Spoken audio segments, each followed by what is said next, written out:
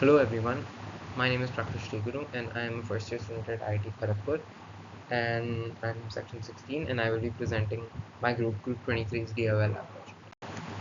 So this is the agenda for the presentation part, the background and motivation, the objectives, components on their specification, circuit diagram, and yeah, you can read the rest. So the background and motivation.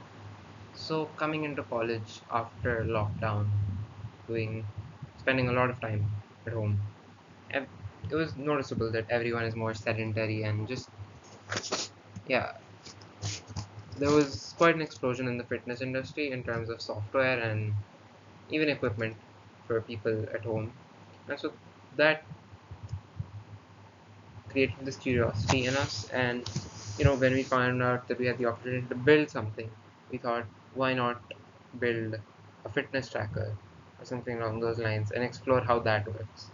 And so we're very thankful to the DIY lab for giving us the opportunity to make this fitness tracker. So our objectives, what we wanted to do. First off, obviously we need to identify the most important components, what we need to build this. And so an Arduino, and to a particular Arduino with the required sensors that we needed.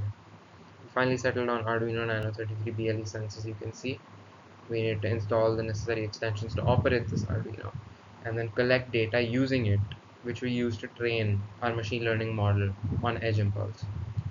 We wanted to create a case using Fusion 360, which we did. Unfortunately, we were unable to 3D print it at this time, but we did make the design for it. And of course, assemble the circuit and fit it in our case. So the components, as you can see, the Arduino Nano 33 BLE sense, a small 3.7 volt lithium ion battery, a voltage step up converter module to step up the input voltage into the Arduino, a charging module, a slide switch, a 3D printer which we were unable to use, and soldering iron wire flux to assemble the circuit. So this is the circuit diagram. As you can see, the right blue figure is the charging module that is not being used while we're doing the exercise, but it is used later to recharge the battery.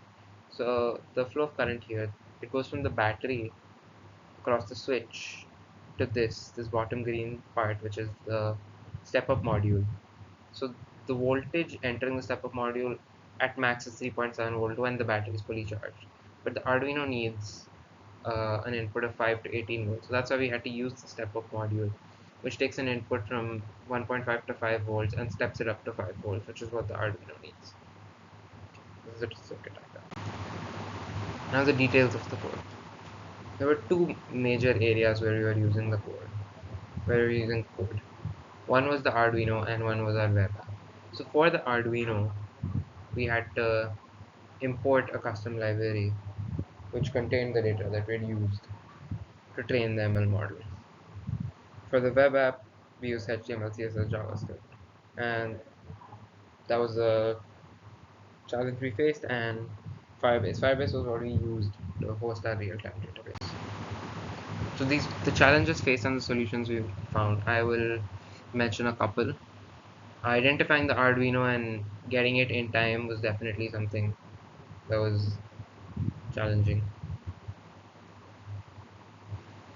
Web app development. Now, none of us were really familiar with it, so we asked for some help, and it took some time to learn the basics, but we got it down. But that was definitely a problem for us initially. And connecting the Bluetooth to the web app, that again required quite a bit of modification to the code, and yeah, it proved to be quite difficult. This is our final system. On the left is the circuit before it was placed into the case. The case is on the right. It's a variable, and yeah, you can take a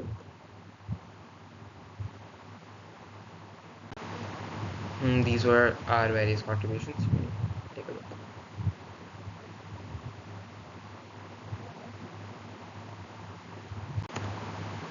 Conclusions. It was a very interesting learning experience to be able to connect circuits and using the Arduino code and the various sensors. And it definitely made us understand, how difficult commercial consumer electronics is as a market, and it was very interesting. And yeah, one of the things about our project that we feel is very useful is the fact that we can train it and add any kind of custom exercises. And overall, this technology, I think, will continue to play a big role in the future of the fitness industry. This is a demonstration video which you can check out later. Everyone, we are students of IIT Kharagpur of Group 23, and we are here presenting our DIY lab project, which is a fitness tracker. Yeah, so let's explain you. Yeah, so here we represent the report. Okay, so starting with the hardware components. Here first we are using Arduino Nano 33 BLE Sense, which will act as the brain. Then here a few more components in the circuit, but I don't think there is a need to explain you. Then mostly we have used three softwares, like four: Arduino IDE, then Edge Impulse and Fusion 360. Each has its own function. Arduino IDE helps for Okay, so Arduino Nano 33 BLE Sense acts as a brain in a project. Here it is embedded with many sensors, but for our project we are using this one, the first one, LSM9D-S1 with 9-axis IMU. We are using only 3 ports, which are basically accelerometer, 3 accelerometer channels, and it will calculate the acceleration along x, along y, and along z axis. Then next we use Edge Impulse to compile all the data. All our physical actions were recorded.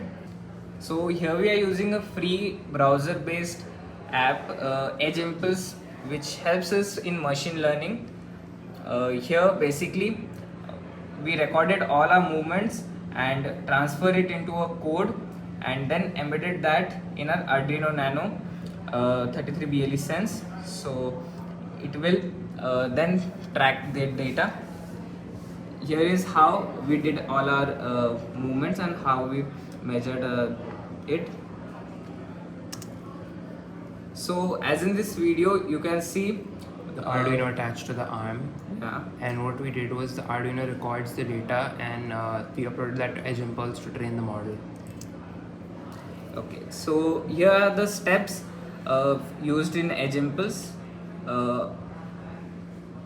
If you want, you can have this report in our pinned video. But yeah, it had many steps, like first of all assembling the data, then classifying it, and then spectral analysis and all, basically refining all the graphs, and finally it was assembled, then deployed.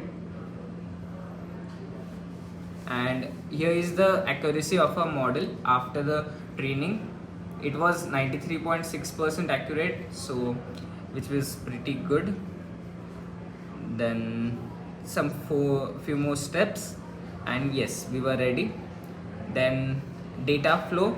Actually Arduino Nano sends data to our mobile or a web, and then that data is transferred into Firebase database, and basically that Firebase is connected to the app, in which our UI data is built. yeah, UI built, and it is recorded. So this is the app UI. this is the user interface. Then coming towards the hardware and schematic. So here are the individual details of each component,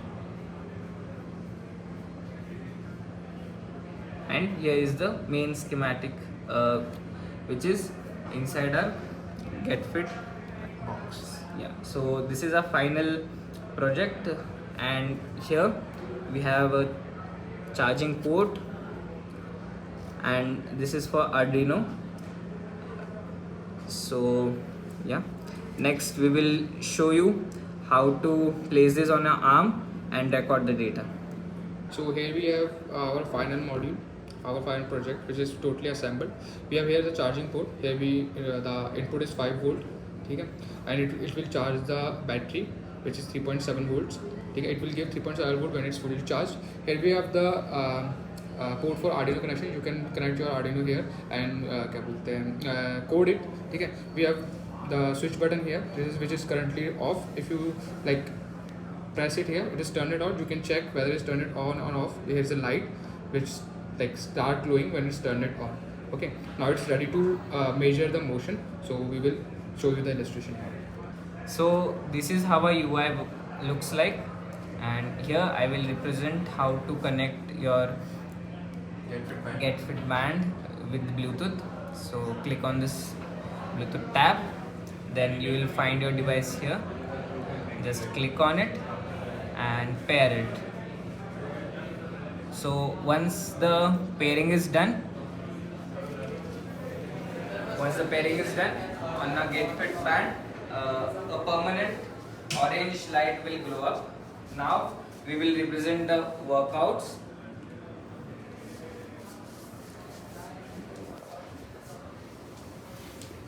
So after this, you have to click on start workout when you have to like perform workout.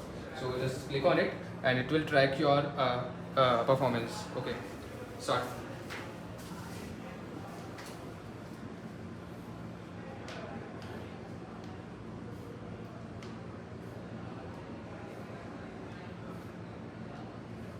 I think that's enough.